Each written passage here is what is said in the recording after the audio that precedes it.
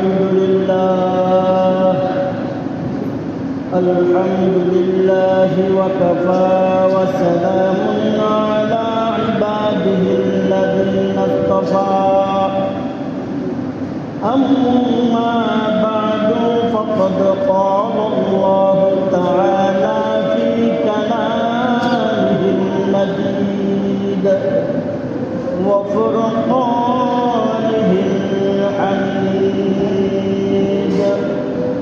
أعوذ بالله من الشيطان الرجيم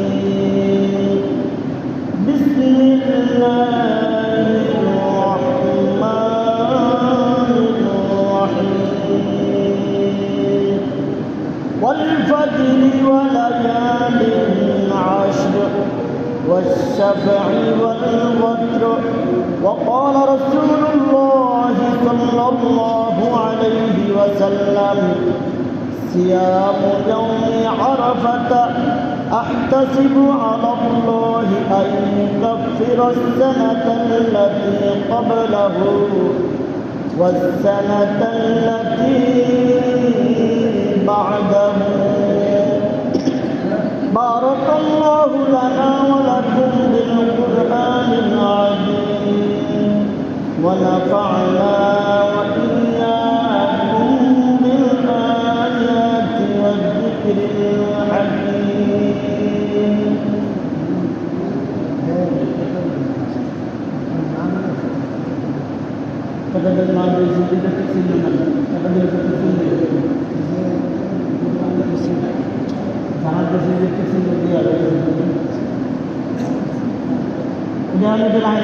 আনন্দ বারান্দায় ওই খাতা পত্র আনন্দ বারান্দায়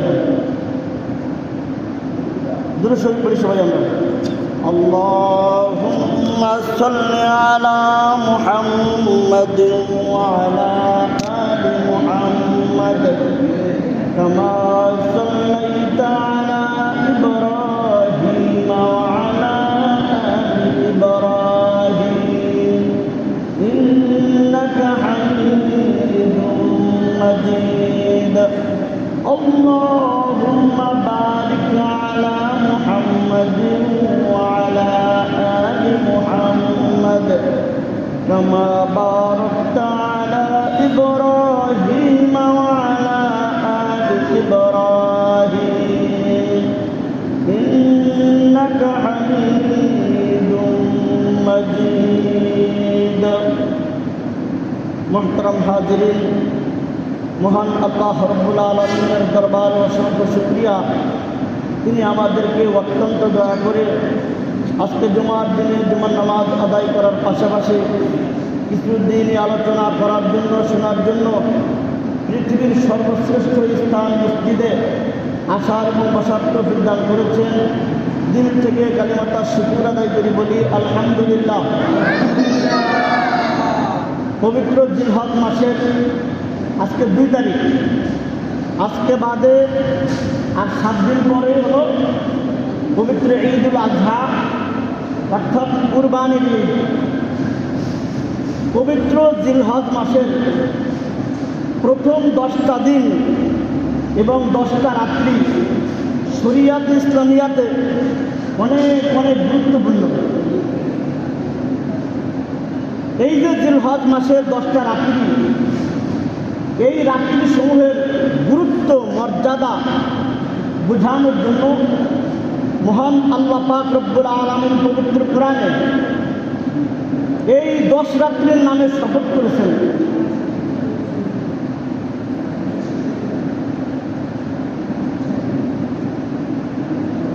আল্লাহ তাআলা আমার তিলাওয়াতকৃত আয়াতসমূহ বলেন, ওয়াল ফাজরি,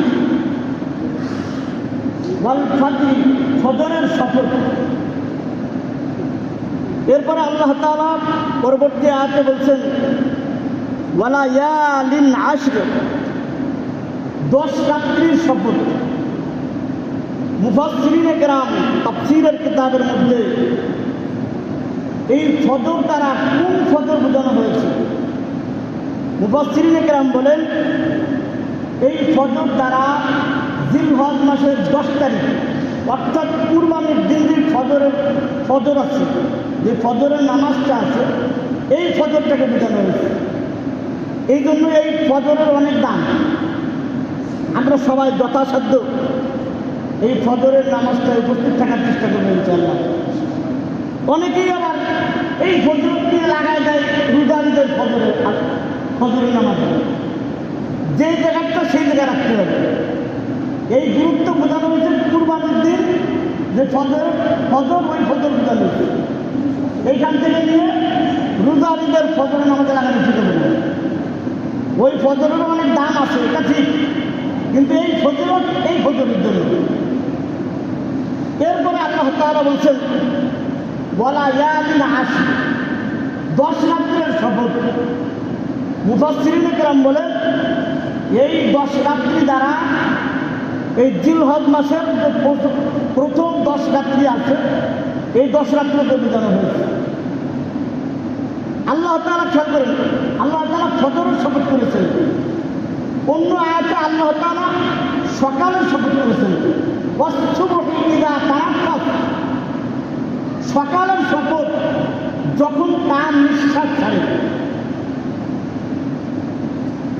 একটা জিনিস যার আত্মা নাই কিন্তু নিঃশ্বাস ছাড়ে, সেই জিনিস কোনটা? সেটা হলো শপথ। এই সকালে কোনো আত্মা আছে নাকি? কি বলেন? কিন্তু কোরআনে বলতেছে সে নিঃশ্বাস ছাড়ে।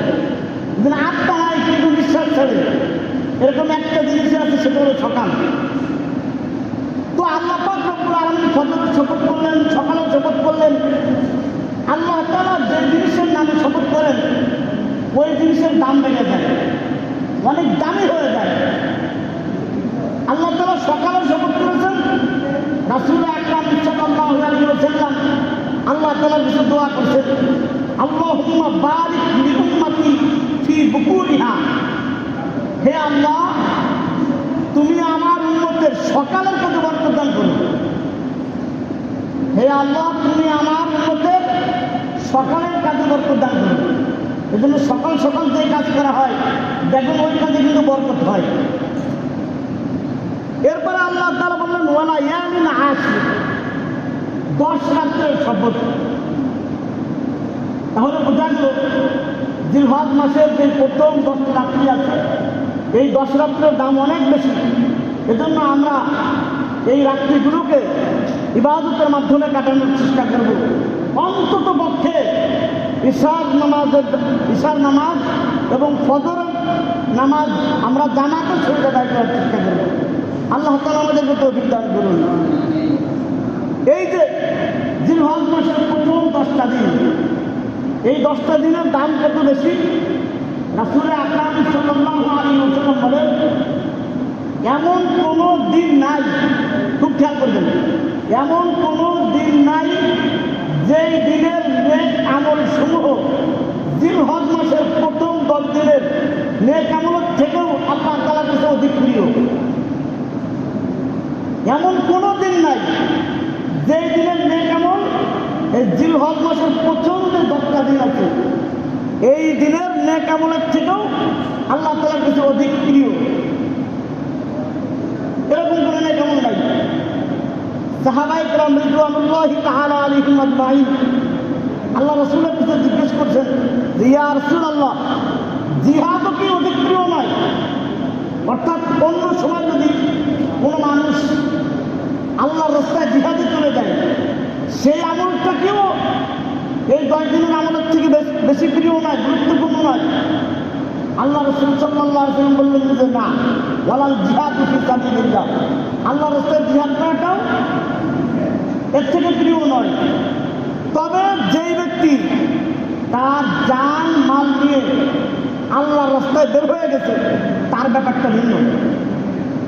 একজন জান মাল নিয়ে আল্লাহর রাস্তায় শহীদ হয়ে গেছে, জিহাদে চলে গেছে, আর আমি এখানে বসে বসে শুধু নিয়ত করলাম, তার মতো কে হবে? কি বলে? এজন্য যে ব্যক্তি জান মাল নিয়ে আল্লাহর রাস্তায় বের হয়ে গেছে আর কোনোটা নিয়ে সে ফিরে আসতে পারে নাই, তার মর্যাদা ভিন্ন। হাদিস শরীফের মধ্যে আসছে যে শহীদ যারা হয়, আল্লাহর রাস্তায় যারা শহীদ হয়, সে যদি বান্দার হক নষ্ট না করে থাকে, কোনো কারো কিছু ঋণী না থাকে, তাহলে সে তার জান্নাতের নাম দিয়ে আমি শুরু হয়ে যাবে। চিন্তা করে দেখেন যে আল্লাহ তার জীবনের সব মাফ করে দিল, কিন্তু মাফ করলো না ঋণ, বান্দার হক। বান্দার হক কোনো মাফ নাই। আপনি কারোর কাছে ঋণী আছেন, ঋণ শোধ করলেন না, বান্দার হক মেরে খেয়েছেন, মাপ চাই নিতে পারলেন না বা পরিশোধ করতে পারলেন না, এটা মাফ হবে না। একজন শহীদের সব মাপ, কিন্তু বান্দার হক মাপ নাই। বাদাম কিনতে যান, অনুমতি না নিয়ে দিচ্ছে খেয়ালেন, কি খেলেন এটা আপনি? চানাচুর কিনতে গেলে একদিক দিয়ে দিতে থাকে, আর আরেক দিক দিয়ে খাইতে থাকে। ছোট একটা দেখাইলাম, আর এমনি জমি মেরে খায়, আরো কত কিছু টাকা পয়সা মেরে খায়, এগুলো তো আছেই। এমনকি কোনো মানুষের আপনি ইজ্জত নষ্ট করছেন, অপমান করছেন। বড় মজলিসে মনে করেন আপনি দাঁড়ায় আমার একটা কিছু বলা শুরু করলেন, আমার তো একটা ইজ্জত আছে, কি বলেন? আমি আপনাদের ইমাম সাহেব বা মাদ্রাসার উদাহরণ দিতেছি, কিন্তু আবার অন্য কিছু মনে করেন না। এই যে এত মানুষের সামনে আপনি আমার সম্মানে আঘাত করলেন, এটাও বান্দার হকের অন্তর্ভুক্ত। এর জন্য আল্লাহর দরবারে আপনাকে জবাবদিহি করতে হবে। বলার তো একটা সিস্টেম ছিল, আপনি সেইভাবে বলতেন। তাহলে আমি যে জিনিসটা বোঝাতে চাচ্ছিলাম যে বান্দার হক যদি কারো জিম্মায় থাকে, সে যদি আল্লাহর রাস্তায় শহীদ হয়ে যায়, তাদের মাফ নাই। অতএব এই ব্যাপারে আমরা সতর্ক থাকার চেষ্টা করব। সর্বশেষ আমি বুঝাইতেছিলাম যে এই জিলহজের প্রথম 10 দিনের আমল আল্লাহ তাআলার কাছে অনেক দামি, অনেক বেশি প্রিয়। এখন কথা হলো এই 10 দিনে আমাদের আমল কি হবে, আমরা কি আমল করতে পারি? এটাও আল্লাহ রাসূল সাল্লাল্লাহু আলাইহি ওয়াসাল্লাম অন্য হাদিসের মধ্যে ঘোষণা করছেন, ফাকসিরু ফীহি মিনাত তাহলিল। তোমরা এই দিন সমূহে, জিলহজ মাসের প্রথম যে 10 দিন আছে, এই দিন সমূহে তোমরা বেশি বেশি তাহলিল পাঠ করো। তাহলিল এর অর্থ হলো লা ইলাহা ইল্লাল্লাহ। আল্লাহ রাসূল সাল্লাল্লাহু আলাইহি ওয়াসাল্লাম বলতেছেন, তোমরা এই দিন সমূহে লা ইলাহা ইল্লাল্লাহ, লা ইলাহা ইল্লাল্লাহ, লা ইলাহা ইল্লাল্লাহ এটা বেশি বেশি পাঠ করো। সহজ না কঠিন, কি বলেন?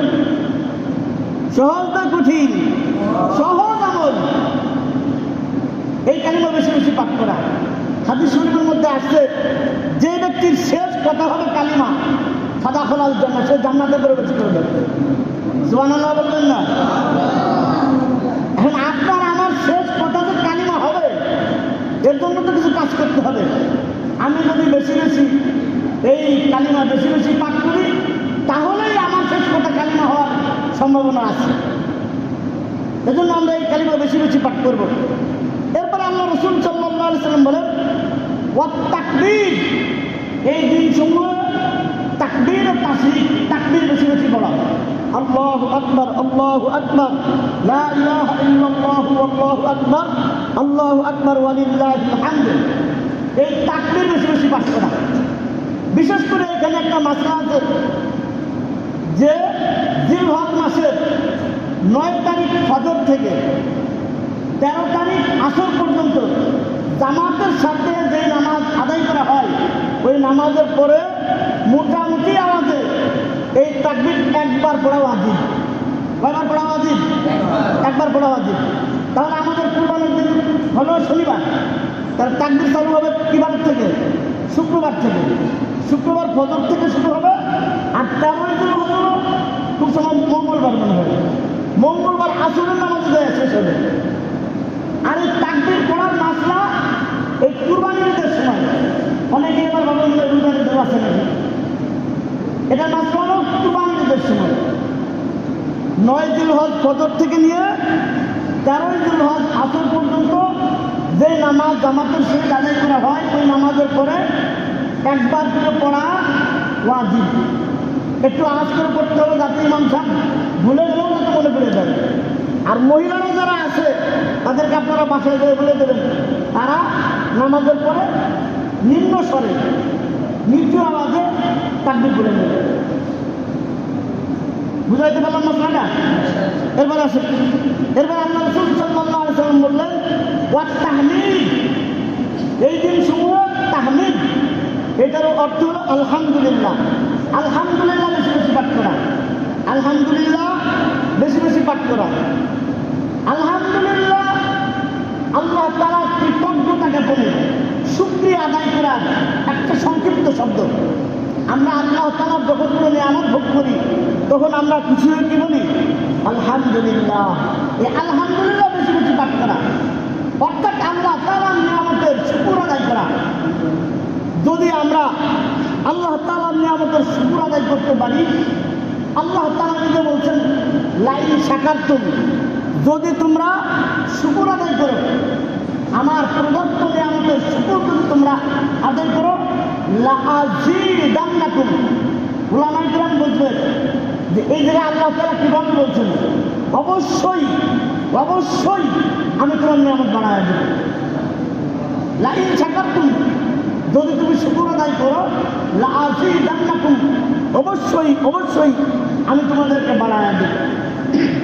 ইনশাআল্লাহ এই শব্দের উপর অন্য এক সময় আলোচনা হবে। তাহলে এই দিন সময়ে আমরা পাইলাম এক নম্বর তাহলিল বেশি বেশি করা, মানে লা ইলাহা ইল্লাল্লাহ এটা বেশি বেশি পড়া। দুই নম্বর তাকবীর, আল্লাহু আকবার আল্লাহু আকবার, লা ইলাহা ইল্লাল্লাহু আল্লাহু আকবার আল্লাহু আকবার ওয়া লিল্লাহিল হামদ, এই তাকবীর বেশি বেশি পড়া। তিন নম্বর ওয়া তাহমিদ, অর্থাৎ আলহামদুলিল্লাহ এটা বেশি বেশি পড়া। এরপরে আসেন এই 10 দিনের আর একটা গুরুত্বপূর্ণ আমল হলো রোজা রাখা। জিলহজ মাসের প্রথম 9 দিন, 10 দিনের দিন তো কুরবানি, ওই দিন তো রোজা রাখা যাবে না। 9 দিন রোজা রাখা মুস্তাহাব। বিশেষ করে আরাফাত দিনে, অর্থাৎ 9 জিলহজ, 9 জিলহজ কিবার পর্যন্ত হলো? শুক্রবার। এই 9 জিলহজ আরাফাত দিনে রোজা রাখার ব্যাপারে আল্লাহ রাসূল সাল্লাল্লাহু আলাইহি ওয়াসাল্লাম বলছেন সিয়ামু ইয়াউমি আরাফাতা, আরাফাত দিনের রোজা। অর্থাৎ কোনো ব্যক্তি যদি আরাফাত দিনে 9 জিলহজ শুক্রবার যদি কেউ রোজা রাখে, আল্লাহ রাসূল সাল্লাল্লাহু আলাইহি ওয়াসাল্লাম বলেন আহতাসিবু আলাল্লাহ, আমি আল্লাহ তাআলার কাছে আশা রাখি যে আইয়ুকাফিরা সানাতাল্লাতী ক্বাবলাহু, আল্লাহ তাআলা এই রোজার বদলা হিসেবে, বিনিময় হিসেবে তার জীবনের বিগত 1 বছরের গুনাহ মাফ করে দেবেন। ওয়াসসানাতাল্লাতী বাদাহু, এবং পরবর্তী 1 বছরের গুনাহ মাফ করে দেবেন। আপনাদের মনের মধ্যে প্রশ্ন আসছে কিনা আমি জানি না, আমার মনের মধ্যে একটা প্রশ্ন আসছে, আগামী 1 বছর আপনারা মাফ করে দেবেন, মানে আগামী 1 বছর আমি 1 নম্বরে আমার বাঁচতে হবে, 2 নম্বর আমার গুনার কাজ করতে হবে, এরপর আল্লাহ তাআলা মাফ করবে। তাহলে আল্লাহ তাআলা মাফ করবে কি? আমি তো আগামী 1 বছর বাদ কোনো গ্যারান্টি আছে? আল্লাহ তাআলা তো মাফ করে দিয়ে গ্যারান্টি দিয়ে দিলেন। উলামায়ে কেরাম এই হাদিসের ব্যাখ্যা করছেন যে এর একটা ব্যাখ্যা এও হতে পারে যে আল্লাহ তাআলা চাইলে তাকে 1 বছরের হায়াত বাড়ায় দিবেন। বুঝলেন তো? আমাদের যাদের সাধ্যে কুলায় এই রোজাটা রাখার চেষ্টা করবো। যারা আমরা রোজা রাখতে চাই, বৃহস্পতিবার দেবগত রাত্রে সেহরি খাবো, শুক্রবার দিন আমরা রোজা রাখবো। এরপরে এই 10 দিনের আরেকটা গুরুত্বপূর্ণ আমল হলো কুরবানি। আরেকটা গুরুত্বপূর্ণ আমল কি? কুরবানি। আল্লাহ রাসূল সাল্লাল্লাহু আলাইহি ওয়াসাল্লাম হাদিস শরীফের মধ্যে বলেন মান কানা লাহু সাআতুন, যে ব্যক্তির সামর্থ্য আছে, যে সামর্থ্যবান, মানে কুরবানি দেওয়ার তার সামর্থ্য আছে, ওয়ালাম ইউযাহি, কিন্তু সে কুরবানি করল না, আল্লাহ রাসূল বলেন ফালা ইয়াকরাবান্না মুসাল্লানা, সে যেন আমাদের ঈদগাহে না আসে। বিবেক দিয়ে শুনেন, চিন্তা করেন, কোনো ব্যক্তির কুরবানি করার সামর্থ্য আছে, কিন্তু সামর্থ্য টাকার পরেও সে করলো না, কুরবানি করলো না, আল্লাহ রাসূল বলে সে যেন আমাদের ঈদগাহে না আসে। এখন কথা হলো সামর্থ্য কার আছে? যে ব্যক্তির কাছে নিত্য প্রয়োজনীয় বাদে 52.5 ভরি রূপা অথবা 7.5 ভরি স্বর্ণ অথবা এর সমমূল্যের কোনো জিনিস তার কাছে থাকে, 10ই জিলহজ থেকে 12ই জিলহজ সূর্যাস্ত পর্যন্ত, 10ই জিলহজ সুবহে সাদিক থেকে 12ই জিলহজ সূর্যাস্ত পর্যন্ত যদি তার কাছে এই পরিমাণ সম্পদ থাকে, তাইলে তার উপরে কুরবানি ওয়াজিব। অনেকে চিন্তা করে কুরবানি ওয়াজিব, কিন্তু মাসলা বুঝেন, কুরবানি ওয়াজিব চিন্তা করে আমার তো গরু দিয়ে একটু আর সামর্থ্য নেই, তাইলে তার মানে কুরবানি দেয় না। আপনার উপরে কুরবানি ওয়াজিব। আপনি যদি একটা ছাগল বা খাসি কুরবানি দিয়ে দেন, তাহলে আপনার ওয়াজিব আদায় হয়ে যাবে। অনেকে গরু দিতে পারে না, দেখে কুরবানি দেয় না। আপনার উপরে কুরবানি ওয়াজিব। আপনি যদি ছাগল বা খাসি কুরবানি দিয়ে দেন, তারপরেও হক আদায় হয়ে যাবে। এখন কথা হলো, এখনো কুরবানির 1 সপ্তাহ বাকি। অনেকেই আপনারা কুরবানির পশু ক্রয় করবেন। কুরবানির পশু ক্রয় করতে গিয়ে অনেকেই মাসলাগত দিক দিয়ে অনেক ভুল করে। এই জন্য কুরবানির পশু কেনার সময় কিছু কিছু জিনিস আছে, ওই জিনিসগুলোর প্রতি লক্ষ্য রাখা অত্যন্ত জরুরি। সেই মাসলাগুলো আমি অতি সংক্ষেপে আপনাদের সামনে আমি বলতেছি, আপনারা ইনশাল্লাহ খেয়াল করে শুনবেন। কুরবানির পশু গৃহপালিত চতুষ্পদ জন্তু, যেমন গরু, মহিষ, উট, ছাগল, ভেড়া কিংবা দুম্বা হতে হবে। আল্লাহ তাআলা বলেন, আমি প্রত্যেক উম্মতের জন্য কুরবানির বিশেষ রীতি নির্ধারণ করে দিয়েছি, যেন তারা এসব গৃহপালিত পশুর উপরে আল্লাহর নাম নিতে পারে, যেগুলো আল্লাহ তাআলা রিজিক রূপে প্রদান করেছেন। কুরবানির পশু সুন্দর, সুস্থ ও নিখুঁত হওয়া চাই, কেননা রাসূলুল্লাহ সাল্লাল্লাহু আলাইহি ওয়াসাল্লাম বলেছেন, কিয়ামতের দিন কুরবানিকৃত পশু লোম, খুর ও শিং সমূহ উপস্থিত হবে। অন্য হাদিসে এসেছে, তোমরা তোমাদের কুরবানির পশুগুলো শক্তিশালী ও মোটা তাজা দেখে নির্বাচন করো, কারণ এগুলো পুলসিরাতের উপরে তোমার বাহন হবে। আমি ঢাকা যাব, আমি কিন্তু বাংলা পরিবহন উঠবো, কি বলেন, যেটা বাংলা চূড়া, ওই গাড়িতে আমরা উঠতে চাই। আমরা দেখি কোন গাড়িটা ভালো মজবুত, ওই গাড়িতে আমরা উঠি। পুলসিরাতের ব্রিজের উপর তো আপনার পার উঠতে হবে, ওইটার বাহন হবে আপনার কুরবানির পশু। এই জন্য কুরবানির পশু সুস্থ সবল এরকম হওয়া চাই। এবার হলো পশুর বয়স। খেয়াল করেন, কুরবানি শুদ্ধ হওয়ার জন্য পশুর বয়স পূর্ণ হতে হবে। এক্ষেত্রে উটের বয়স কমপক্ষে 5 বছর হতে হবে, গরু ও মহিষের বয়স 2 বছর হতে হবে, আর ছাগল, ভেড়া ও দুম্বার বয়স কমপক্ষে 1 বছর হতে হবে।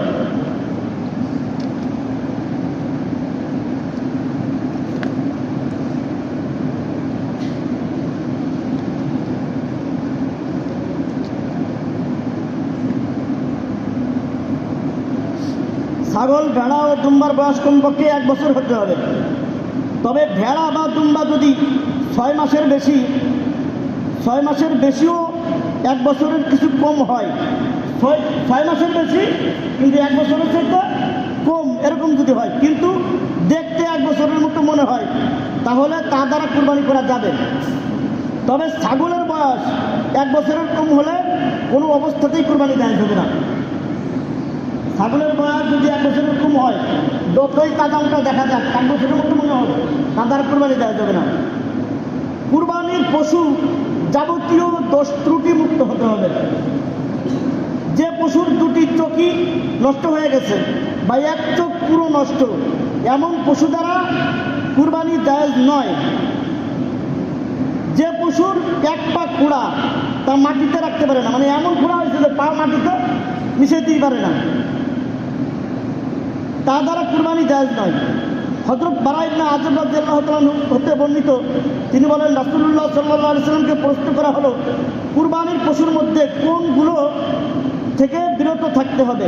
তখন রাসূলুল্লাহ সাল্লাল্লাহু আলাইহি ওয়াসাল্লাম তার 4টি আঙ্গুল দ্বারা ইশারা করলেন এবং বললেন, 4 প্রকার পশু থেকে। 1 নম্বর স্পষ্ট খোঁড়া প্রাণী, 2 নম্বর একদম অন্ধ প্রাণী, 3 নম্বর খুব অসুস্থ প্রাণী এবং অত্যাধিক দুর্বল প্রাণী, যা সুস্থ হবে না, আর সুস্থ হওয়ার সম্ভাবনা নাই, এমন পশু দ্বারা কুরবানি দেওয়া যাবে না। যে পশুর একটি দাঁতও নাই, বা এত বেশি দাঁত পড়ে গেছে ঘাস বা খাদ্য চিবাতে পারে না, এমন পশু দ্বারা কুরবানি করা জায়েজ নয়। পশুর শিং গোড়া থেকে ভেঙে গেছে বা পশুর শিং গোড়া থেকে ভেঙে গেছে তা দ্বারা কুরবানি করা জায়েজ নয়। আর যে পশুর অর্ধেক শিং বা কিছু অংশ ভেঙে গেছে অথবা শিং একেবারে উঠেই নাই, সেই পশু দ্বারা কুরবানি করা জায়েজ। পশুর কান বা লেজ 1/3 বেশি কাটা থাকলে কুরবানি হবে না।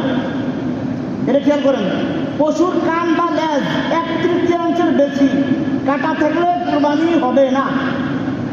গত কয়েক বছর আগে এরকম একটা ঘটনা ঘটছে, কুরবানির গরু কিনে আনছে, তার উপরে লেজ নাই, কিন্তু প্লাস্টিকের লেজ একটা দিয়ে লাগাই আছে। কামা তো বুঝতে পারে না কুরবানি এই গরু কিনে নিয়ে আসছে। এই জন্য কুরবানির পশু যখন করায় তখন খুব খেয়াল করবেন, প্লাস্টিকের লেজ লাগানো ছিল, জানা আছে এরকম একটা ঘটনা ঘটছিল। কিন্তু যদি জন্মগতভাবে কান ছোট হয় তবে সমস্যা নাই। হযরত আলী রাদিয়াল্লাহু তাআলা বর্ণিত, তিনি বলেন রাসূলুল্লাহ সাল্লাল্লাহু আলাইহি ওয়াসাল্লাম আমাদের নির্দেশ দিয়েছেন আমরা যেন ভালো করে পশুর চোখ ও কান পরীক্ষা করে নিই, আর আমরা যেন কানের পেছন থেকে কেটে ঝুলে থাকা এবং পেছনের কোনো অংশ কেটে ঝুলে থাকা পশু কুরবানি না করি। গর্ভবতী পশু কুরবানি করা যায়, যেই পশুর পেটে বাচ্চা আছে এই পশু দ্বারা কুরবানি করা যায়। জবেহের পর যদি বাচ্চা জীবিত পাওয়া যায় তবে সেটাও জবেহ করতে হবে। কুরবানি করার পর দেখা গেলে পেটের ভিতরে যেটা আছে ওটাও জীবিত আছে, তাহলে ওটাকেও জবাই করতে হবে। কিন্তু বাচ্চা প্রসবের সময় আসন্ন হলে সে পশু কুরবানি করা মাকরুহ। একদম বাচ্চা প্রসবের সময় আসবে এমন পশু দ্বারা কুরবানি করা মাকরুহ। পাগল পশু দ্বারা কুরবানি করা যায়, তবে যদি এমন পাগল হয় যেটা ঘাস পানি দিলে খায় না এবং মাঠেও চলে না, তাহলে সেটা কুরবানি জায়েজ হবে না। কুরবানির আরো অনেক মাসাইল আছে, আজকে কিছু বলা হলো। আরো যদি কারো কিছু জানার থাকে ইনশাল্লাহ আমাদের সাথে যোগাযোগ করবেন, আমরা বলার চেষ্টা করবো ইনশাল্লাহ। গত জুমায় আমাদের মুফতি সাহেব আপনাদের সামনে বলছিলেন যে প্রতি বছরই আমাদের মাদ্রাসায় নবীজির পক্ষ থেকে একটা কুরবানি করা হয় সকলের প্রচেষ্টায়, আর এর বস্তুটা ছাত্ররা খায়। অনেকেই আপনারা গত জুমায় নাম লেখাইছেন, যারা নাম লেখাইছেন দিয়ে দিলে ভালো হয়, আর যারা নাম লেখান নাই তারাও চেষ্টা করবেন দেওয়ার জন্য। আমাদের কত অর্থ কতদিন খরচ হয়ে যায়, আপনি ইচ্ছা করলে মাদ্রাসার সব খোলা পান, মানে সবাই না, ইচ্ছা করলে কি খাওয়ানো সম্ভব গরিব শুধু দিয়ে, কি বলেন? কিন্তু আপনি 500 টাকা 1000 টাকা 5000 মানে যা তোমার সামর্থ্য আছে আপনি দিয়ে শরীর থাকলেন, তার মানে কেমন যেন সারা বছর আপনি ছাত্রদের মেহমানদারি করালেন। এমন সৌভাগ্য যেন আমাদের কারো হাত ছাড়া না হয়। আমরা যার যার জায়গার থেকে সামর্থ্য অনুযায়ী আপনার যা সামর্থ্য এটা দিয়ে আমরা এই কাজে আমরা শরীর করার চেষ্টা করব। আর যেহেতু নবীজির পক্ষ থেকে কুরবানি, এই কুরবানি আপনার আমার জন্য কিয়ামতের ময়দানে নাজাতের ওসিলা হবে ইনশাআল্লাহ। আল্লাহ রাসূলের সুপারিশ ছাড়া জান্নাতে যাওয়ার কোনো রাস্তা আছে নাকি, কি বলেন? সুপারিশের কাজ তো করতে হবে। এজন্য যার যার সামর্থ্য অনুযায়ী এই কুরবানিতে আমরা শরীর হওয়ার চেষ্টা করবো ইনশাআল্লাহ। যেই কথাগুলো বললাম আল্লাহ পাক রব্বুল আলামিন আমাকে আপনাকে সকলকে আমল করার তৌফিক দান করুন। সকলে বলে আমিন। ওয়া আখিরু দাওয়ানা আলহামদুলিল্লাহি রাব্বিল আলামিন। যারা টাকা আনছেন আমাদের উপরে দিয়ে দেবেন।